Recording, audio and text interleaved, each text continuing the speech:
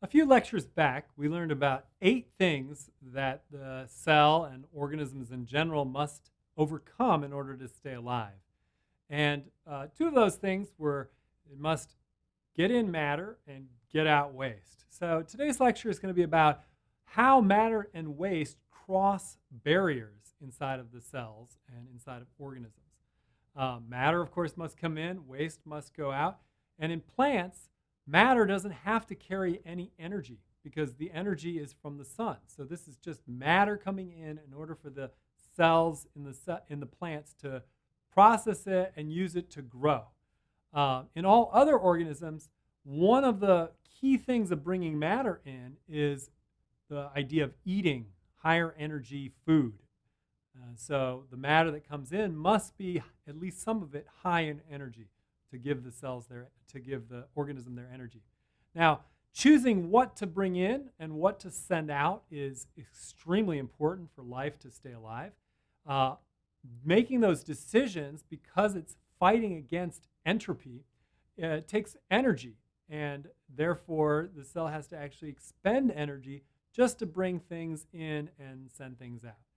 In multicellular organisms, matter must go across the lipid, which is difficult to do. As we talked about, the lipid membrane is very impermeable to things that have charges on them. Not only that, but in multicellular organisms, they have several cells deep, so you have to get not only past the first cell, but you might have to get past the second and the third. And that's why we said that things like stomachs are important to bring the food into a central location. Oxygen is also a good example because to bring oxygen in for a multicellular organism is important because it doesn't just diffuse all the way into the middle. If you're an insect, you might have holes in the side of your body that allow the oxygen just to freely flow into all the cells. But when you're a larger organism, it doesn't work that way. Matter transport is essential for oxygen getting into our blood system. And it includes a lot of the things in blood. Now, a good mental activity for you to do right now is to think about a thought experiment first proposed by Richard Feynman. He was one of physics' most colorful characters who helped to work on the atom bomb and also later in life sorted out the Challenger, the Space Shuttle Challenger's crash due to an O-ring that got too hard in the cold weather. He's very well known for his lectures in physics, and in those lectures for physics, he talked about a tiny nanoscopic ratcheting machine and asked whether this ratcheting machine could lift a weight by receiving thermal energy from its environment. So we've discussed how life inside the cell is like having an earthquake go off all the time or having hurricane force winds, because the water molecules inside the cell are constantly bombarding with tons of energy. Okay, and whether you're in water or in air, there's constant thermal energy being bombarded on you when you're that small. So could that thermal energy be used to crank a little ratchet and lift some weight?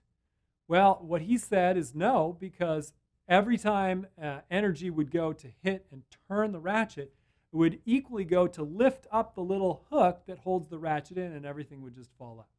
So how does this relate to moving matter and waste across the membrane?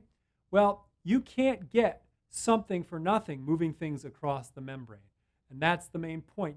You can't just get the thermal energy of the food particles to move across and say, okay, we're going to let this food particle go into the cell but not come out, because the same thermal energy that allowed it in would allow it out again.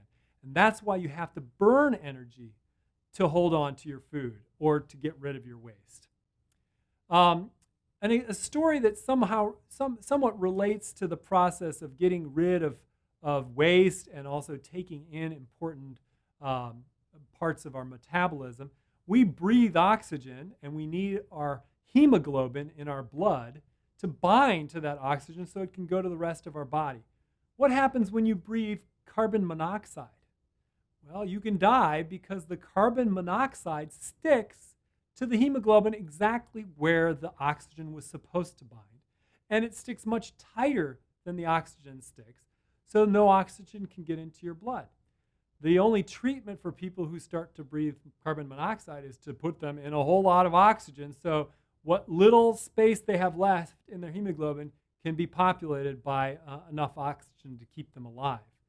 But that really is not always effective, and people are trying to develop some sort of antidote to carbon monoxide poisoning. One idea is to put in some chemicals that convert CO, carbon monoxide, into CO2, carbon dioxide, which could then get freely out of our lungs. So that's a possible antidote in the future. And again, these are cutting edge things that you're learning about because you're learning about biology. If you're going a little deeper, now would be a good time to read the branch, How Do Animals Transport Nutrients and Waste in Their Bodies, from the BioBook. This branch tells you why the internal transport systems inside of animals, such as the blood system, is needed in multicellular organisms.